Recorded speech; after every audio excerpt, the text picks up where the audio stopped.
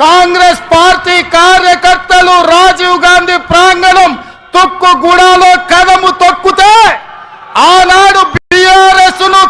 తుక్కుగా ఎట్లా తొక్కిండ్రో మళ్ళీ ఈ రోజు అదే ఉత్సాహంతో అదే ఊపుతో అదే పట్టుదలతో ఈ తుక్కుగూడ నుంచి భారతీయ జనతా పార్టీని తుక్కు తొక్కడానికి కదం తొక్కినందుకు మీకందరికీ మనస్ఫూర్తిగా హృదయపూర్వకంగా నమస్కారాలు తెలియజేస్తున్న మిత్రులారా ఏడంతస్తుల మేడ బలంగా ఉండాలి అంటే పునాదులు బలంగా ఉండాలి.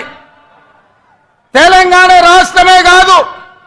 దేశ రాజకీయాలలో కాంగ్రెస్ పార్టీ అధికారంలోకి రావాలి అంటే కార్యకర్తల పునాదులు బలంగా ఉండాలి.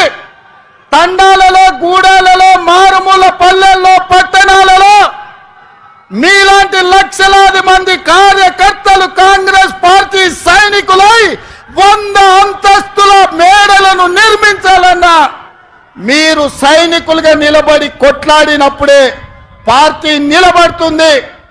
ఎన్ని కష్టాలు వచ్చినా ఎన్ని నష్టాలు వచ్చినా ఎన్ని కేసులు పెట్టినా ఎంతమంది జైల్లో పెట్టినా